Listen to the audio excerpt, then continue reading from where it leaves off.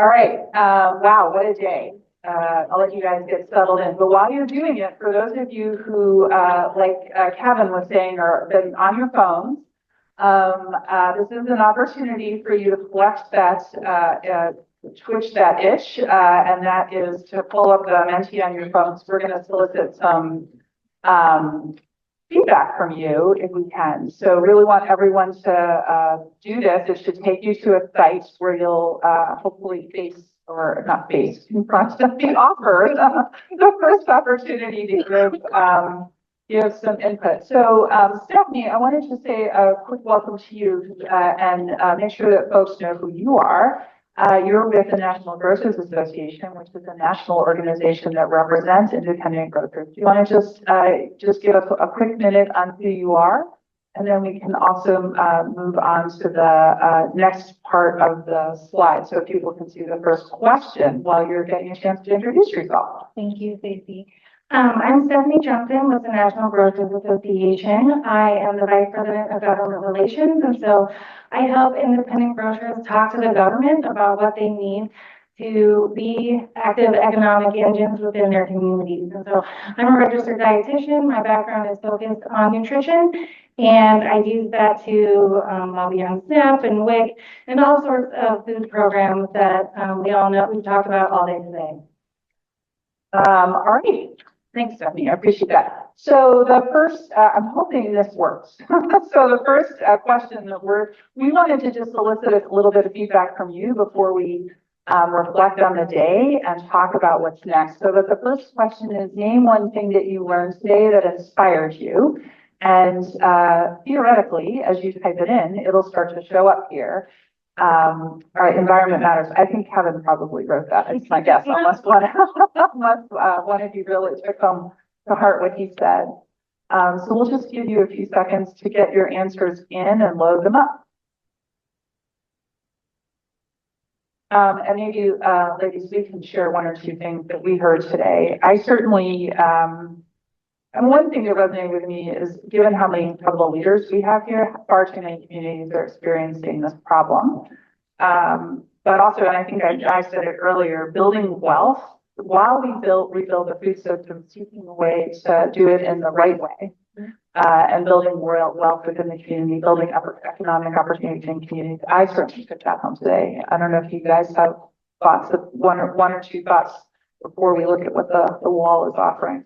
Sure. I think a thing that really stood out to me was connections, relationships. It all happens because of people you know and people that you help build an interest in what you're working on. And so I think really working closely with people. And then I think under connections, there's a bunch of different opportunities, diversifying, connecting with local leaders. I think local leaders are so important because we shouldn't be telling people what to do. We should let them lead and really help us support their community. So I think just connections is, I would say, my top theme from today.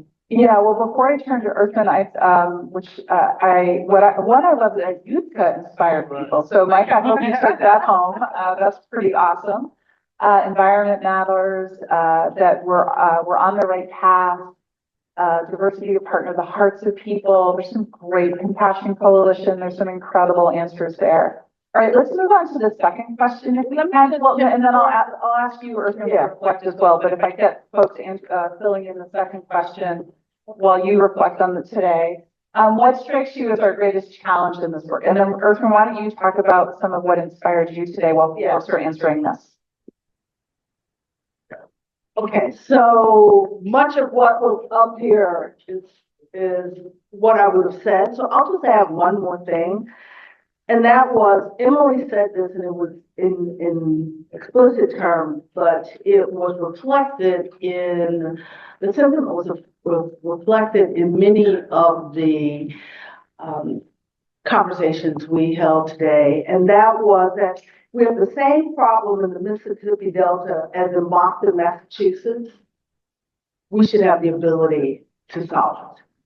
Because so often today, we divide ourselves between that's a problem in rural America or that's a problem in urban America. This is a problem across America. that we have the opportunity to come together to solve, to overcome the conversations about scarcity and recognizing that this is an opportunity, as you said, to build wealth, to build development, to build jobs in every community.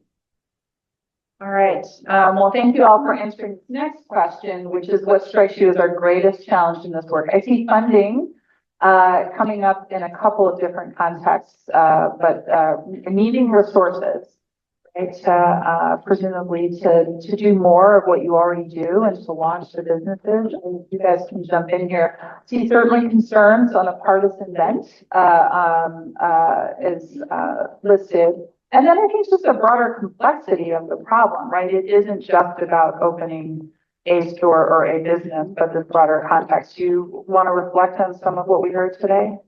Sure. So I think personalization or really localization is very helpful, or really a difficulty, right? Like we just said, there are these issues in every area in the United States, but their solutions all look a little different. And so I think really trying to remember how important it is to connect with your local community leaders and learn what they really, really need, as opposed to just telling them what works in a different community. So I think the other one that maybe is on there is technology. There are a lot of these really exciting nutrition opportunities that we have moving forward, but technology has been a significant barrier. And at NGA, we have a full technical assistance center. My colleague over here, Chelsea Maxson, runs our foundation where we help folks with SNAP Online and GovSNP and hopefully food deserts shortly. So there's a lot of technology issues that we have to work out to get where we all want to go moving forward. So I think those are a couple of opportunities. All right, and I'm going to do it again. Before I pull Ertharin in, I'm going to put up the next question, just so folks can be thinking about that. You guys, which is, what's your top priority for the next step? And Ertharin, do you want to flag just a challenge that you want to talk about? Well, today was at the center of the slide, and that's funding. Recognizing that all of the great ideas that have been talked about today require adequate funding in order to implement those ideas. And the technical assistance that is necessary, combined with funding, is how we not only open stores, but keep them open. Yeah, so this will get us to what we're going to talk about now, which is kind of what's next. And I think we do want to hear from you. This is where we wanted to say, what's your priority? Because there's a lot, right, that needs to be done to move next. Interesting that collaboration and partnerships are coming up is important. I'm looking for facilitating networking, connect. So that's the fun one, connection. That's continuity. State investment, more funding. So, yeah, there are a lot of answers on what's important for next, but boy, collaboration and partnerships are definitely showing up as pretty critical. So feel free to keep answering that. But I thought maybe NGA could talk for a minute or two. I mean, this is the space that you live in as you exist to support independent groceries. So really want to hear what you're prioritizing to help address this particular issue. And then Ertharin will want to make sure we hear from you. Thank you. So at the White House Conference on Nutrition, Hunger, and Health, NGA made two commitments. Our first one was to double the number of grocers on SNAP Online. Within 2 years, I might have been a little ambitious in that 2-year goal, but we are more than 50% of the way there. And so very much looking forward to hitting that milestone, hopefully in the next 18 months or so. We have also in that time set up a technical assistance center with the USDA where we have tools to help grocers get on SNAP Online. And we heard earlier today how important it is for folks to have that omni-channel option. Sometimes folks need to shop online, sometimes folks need to shop in person. And so just making sure that you have those options. We've also learned that some participants really like shopping online because they can tell exactly how much everything costs and they can add up the total in their basket prior to being in the store, and that makes them feel much more comfortable when they're shopping. And so a lot of folks are moving into that SNAP Online space.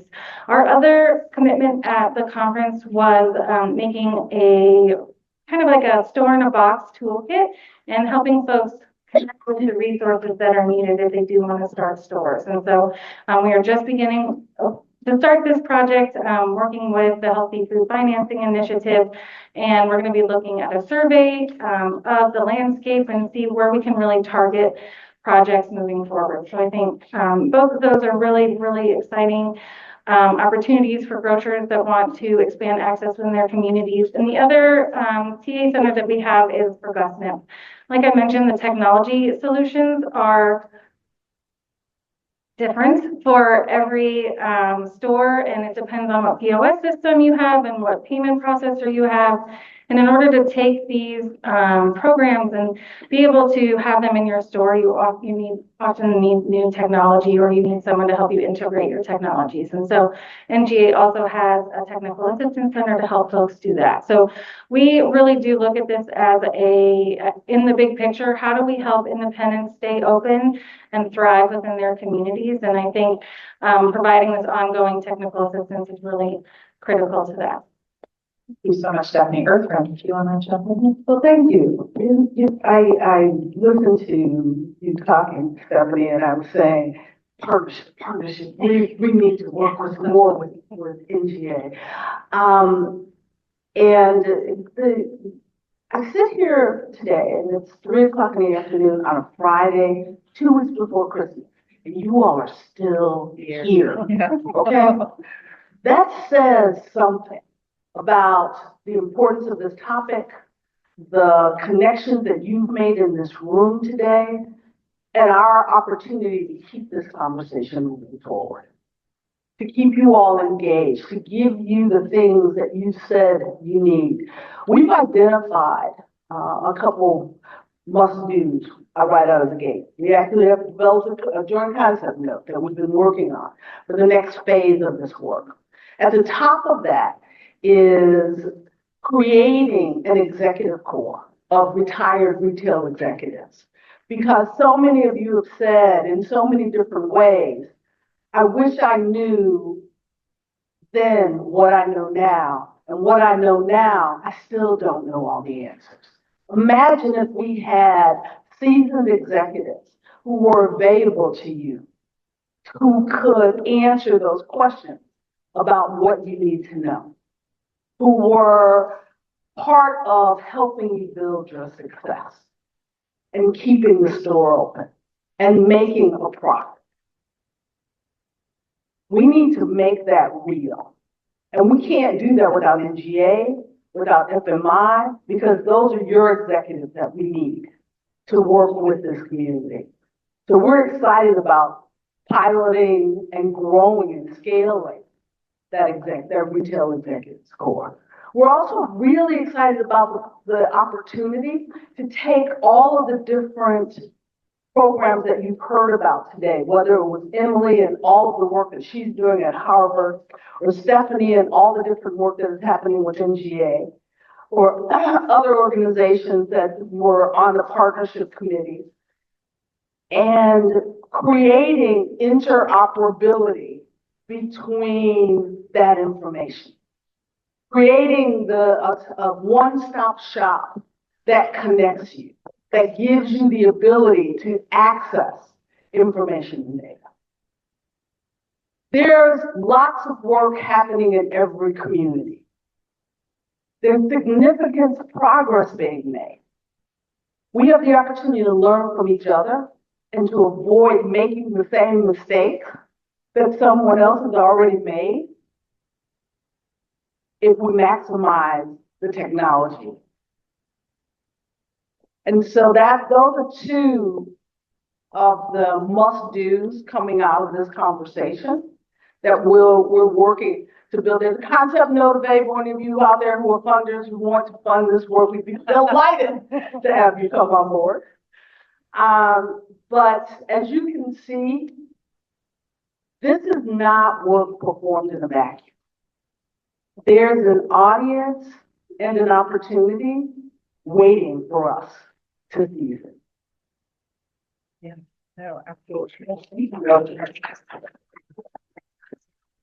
Well, and I think the real asset is those of you in this room. Last night, I was talking with Mike, and telling him about a new, entrepreneur, Eli Moraro, who's in the back. Mike's from New York, Eli's from, Pennsylvania. And Eli was telling Mike about your unique model, which I'm really jazzed about. And the first thing out of Mike's mouth, first thing, and I'll bet most of you who are in this space know what it was, wow, I wonder if we could help him source the food. Like, just was right there. How can I be? And that's what I've been seeing all day, is you all sharing and ping-ponging and figuring out how to support each other. So I think making sure that connection, finding a way to support that and build out, because the real power sits with all of you.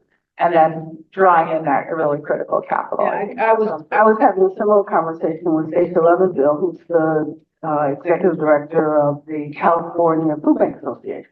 And she was saying, I love that idea about taking the food from farmers and getting it to corner stores, and we have money for that. I said, there are people in this room who can help you build that program. So Stacy, raise your hand so that people can You know, and we can go around the room and point to other people. You know, Donna Miller, the county commissioner in the city of Chicago, that represents the south suburbs, primarily in the city of Chicago, but some of the city. And stores are closing in her neighborhood every day. She sat here all day so she could get ideas to take back. That's what this room was all about today. We need to keep these connections going. This is not a one-off. The report was step one. Today was step two. And now the real work begins. Wow, okay. So I'll just give you an example of one of the things GFI will be doing in this space. And then again, if you want to hear from the grocers or the investors, feel free to stand up and say what you think would be most helpful. We're actually about to embark on a project with PHA, with Jason from Partnership, as well as DC Central Kitchen, to look at the DC Central Kitchen model, working with food hubs to see if, look at a feasibility study of the ability to launch that in other cities. And Bill Dietz is leading the work for us here. And just an example of the kinds of things, again, the GFI model is trying to find these incredible community-based solutions, and are there ways to bring them to scale, either through policy or other means. So anyone from our grocer or investment community who wants to stand up and quickly share something that you think is most important for next. Yes, ma'am. We're going to become thank you. We're going to become a grocer. But one of the things I like to stress is, and it was mentioned earlier about food apartheid, a part of the African American community, but these are generational issues with our folks. And so it's a lot of folks in the room, but we have got to break this cycle of generational poverty, generational lack of food, because we can't have another generation of young Black African American children going on like this. It's just unacceptable. And so whoever we know in Congress, president, philanthropist, we've got to break this cycle. We cannot go another few years, another decade, because it just increased the other issues, poverty, housing, mass incarceration, lack of, it goes into things that are unnecessary. And so we have got to level up and make the decision and have the political will, political courage, as whoever, and stand up and advocate. We've got to break the cycle, become a country of all. Yeah, absolutely. Period. So thank y'all. Yeah. And it's so important what you just said, that we recognize the last statement that you said, a community of all. Because the fastest growing food deserts are in rural America, low-income communities across rural America where main streets are closing. We need to have the power of your voice combined with the power of the voice of rural America to say that this is an American issue that we all need to support. Hi, I'm Linda from Compassion Coalition. I want to thank you for a wonderful conference today. I mean, we all know that the food system is huge and there are a lot of points that could be improved. But from our perspective, it's really important to build a partnership between the not-for-profit and the profit side. because I think there are a lot of opportunities to work together and to fill the gaps in low-income communities which are not getting service. So thank you. Thank you. Thank you. Thank you. Can I just build on that? I think we have the economic system that we have. And I think we've heard today that folks, you know, you need capital to start, and then sometimes you need capital to continue. And I think one of the best things or things that NGA can do to help as we're moving forward is helping folks turn their businesses into commercial successes. So you have the sustainability on your own and you don't have to keep looking out. And I think those partnerships between non and for profit is a really, really important piece of that. Thank you. I'll be calling you. Okay. All right, I think we've got two and then we'll wrap. Hi, Liz, 40 Acres Fresh Market grocer in Chicago. One of the things with smaller grocers is the ability to compete.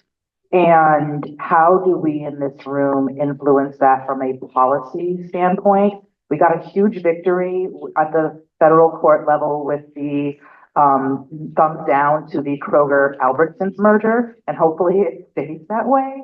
But what about enforcement of Robinson-Patman?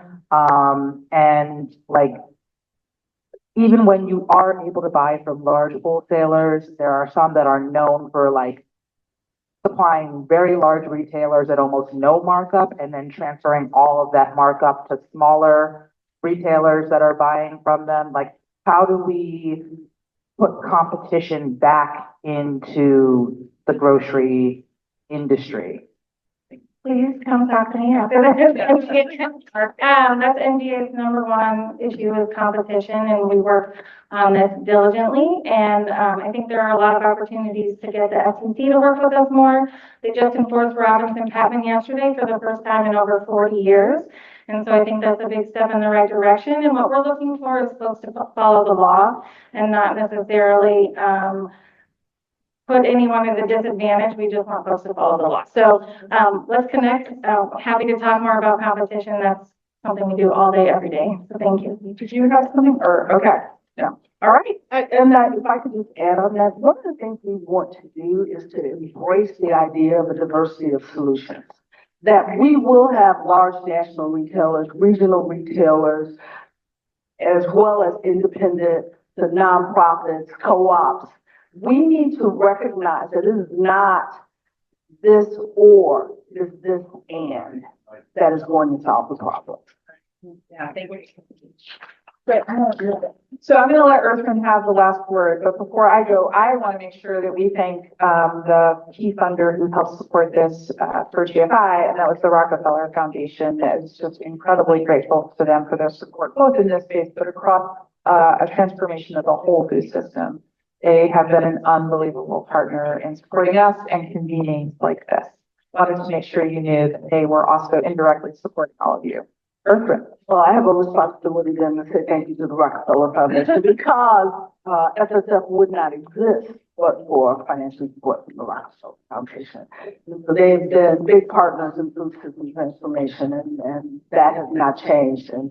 But we need more. We need more funders. So if you're a funder, we're looking for your support. I'm not going to try and name all the staff that were responsible for making today possible. But I would ask the GFI and the FSF staff to please raise your hands and allow this audience to know the team that has worked so hard to make all of this possible. Line of gratitude to you who have made all of this possible. They have worked day and night to support the success that we had today. We were oversubscribed for this event, but I think they did a great job of curating the room, of ensuring we had the right people in the room and not just a full room. And that's why you're still here at the end of the day. Because these are the issues that you're passionate about. And putting people on the stage who could provide the type of information that makes this travel, whether you came from California or Canada, or from across the street in DC, valuable to you. I had someone say to me earlier today, I learned more in the first 2 hours of this conference than I have in conferences where I've sat for 2 days. And so I want to thank the staff for the work that they've done, not just on the report, but getting people on the stage to provide the information that's necessary to move us forward. And finally, before I give up one closing remark, I want to say thank you again to Stacy for her partnership. Stacy and I knew of each other. We had never worked together. We are joined at the hip now. She actually lets me work in her office on a regular basis, so I now have space in DC where I can work. But very seriously, it has been a privilege organizing this event with you. The quality of your leadership is reflected in the team that you have on board and the work that we've been able to do together. So thank you very much. And NGA as an FMI, I think, I don't know if Jennifer's still in the room, but we need you. This is what you do every day. This is not about duplicating the work that you perform, but illuminating for a broader audience the services that are available, building and using the resources to ensure that we are moving forward to address the challenge that I believe, and I think all of you who sat here all day and the work that you do every day, believe that it's solvable. That we can make nutritious food available and affordable in every community in America. And we can do it delighting customers. Yes, we need social safety net programs. I love Feeding America. They are my friends. I worked there at one point in my life. But the opportunity to build wealth, to create jobs, to support community development and building businesses that you help us through your leadership provide. Thank you very much. Round of applause for Stephanie and Lucy. FMI. I want to thank Secretary Vilsack. He got passionate. Did you all know this? His staff was looking at their watch. And as he was walking out the door, he said, this is important. It is good. Let me know what else I can do. But we know that Secretary Vilsack won't be there very much longer. This work can't stop. This coalition of leaders from across the country is going to be critical to ensuring that things like SNAP benefits are maintained, that we continue to provide them at the level that are necessary to support not just the retailers, but the people who need those benefits. Which means that education, because we're 501c3, so I'm not suggesting lobbying, education by a broad coalition of actors, particularly business leaders like those, many of you in this room, is critical to the work that we need to do over the coming months and years. So I want to close today by saying thank you to each one of you for the work that you have performed today. And I ask that you give yourselves a round of applause because so many of you in this room make it happen in your community. But I also want to implore you to let's work together to move forward for a solution that supports all America. Thank you.